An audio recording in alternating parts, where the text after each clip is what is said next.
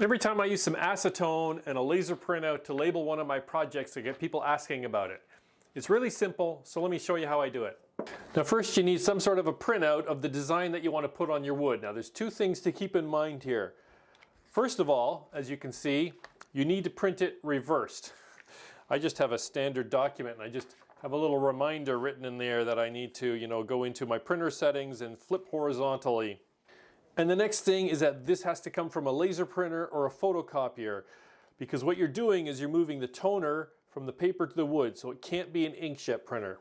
The next thing you need is some acetone. This is a can of pure acetone. I get it at the local hardware store.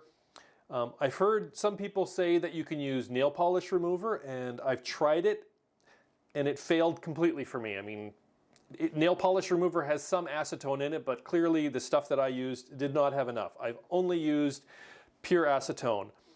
I have also heard that you can use lacquer thinner, but I have no personal experience with that. Reminder, I'm located in Canada. This is Canadian labels. You're an adult. Read the warning labels on the front. Read the warning labels on the back of the can of acetone that you use. So the procedure then is pretty simple. You take your piece of paper, I cut out the part with the design that I want. I will tape it on one end, I'll tape it onto the piece of wood. You take your acetone, you put it on a rag, and you wipe it, and then you let it evaporate. That's all there is to it.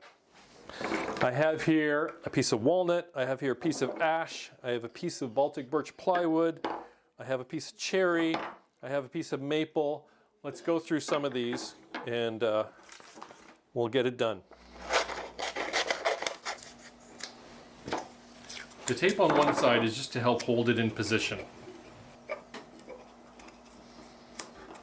So here's a piece of ash. Ash and oak are both very open grains, very porous wood. Here's the piece of maple. Maple is very tight grained. I just get it damp on the rag and I wipe it firmly once, maybe twice. I've heard some people talk about using a spoon to burnish it.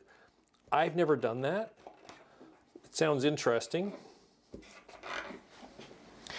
And now you let it evaporate. Acetone, not a chemist here, but it seems to act like alcohol, that it evaporates really quickly. So then you your eyes.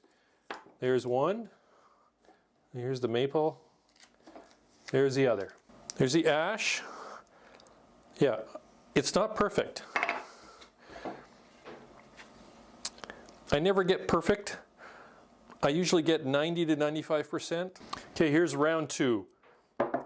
Baltic birch plywood, walnut, cherry. The walnut, just showing off a design that I did on a project a number of years ago that I still had the digital file for. I don't expect the walnut to do very well because it's dark, but just want to show all the different ways that you can do it. So, birch plywood, 1, 2, cherry.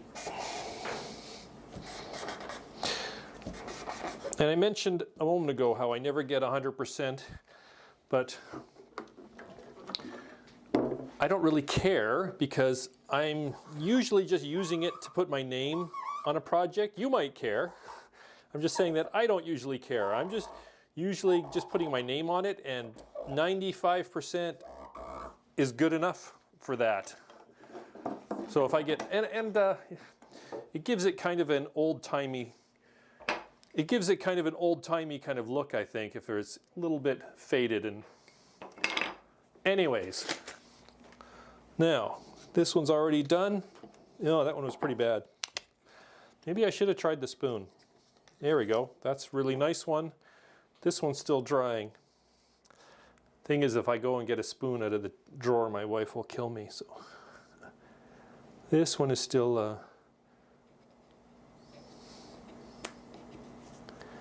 there we go. Look at that. That turned out pretty nice for walnut. He actually turned out really nice.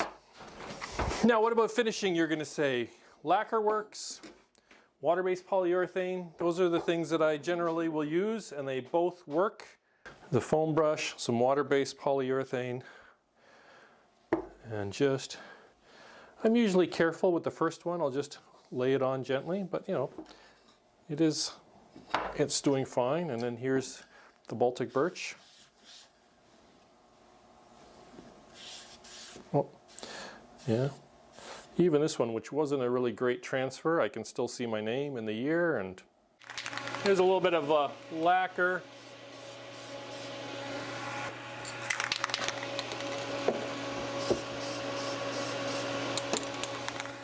So sorry about the fan, but I normally go outside to spray lacquer because I'm in a basement shop and it's winter right now, so I can't do that. So I was just trying to get some ventilation when I sprayed. So here are the two with the polyurethane.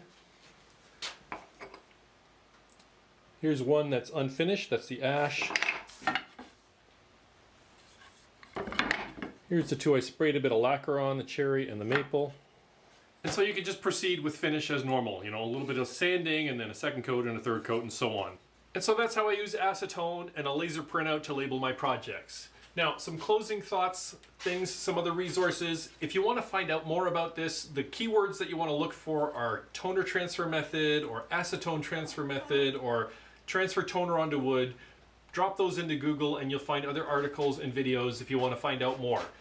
Now, I mentioned earlier that you can't do this with an inkjet. Like, you can't do the acetone transfer with an inkjet. There is a way that you can print something with an inkjet printer and transfer that onto wood. I'll put a link up in there or down in the description to a video by Steve Ramsey. He did a really good job on showing how you can print with a with an inkjet printer. Print with an inkjet printer and transfer the image carefully onto a piece of wood. He also doesn't get 100%, but it still looks really cool. And I don't have a color laser printer. It's only black and white. That's all I can show you. I did see one guy on video where he was doing a color laser and he got it to work. I think the key is toner. It has to be printing with toner. So that's why, you know, it's not an inkjet, won't work like this. And there used to be a kind of color printer where they would use sort of a wax. Never tried one of those. I think it was a Xerox. Anyways, we're getting off into the weeds here. I hope you found this interesting. I hope you learned something. And as always, thanks for stopping by, and we'll see you on the next one.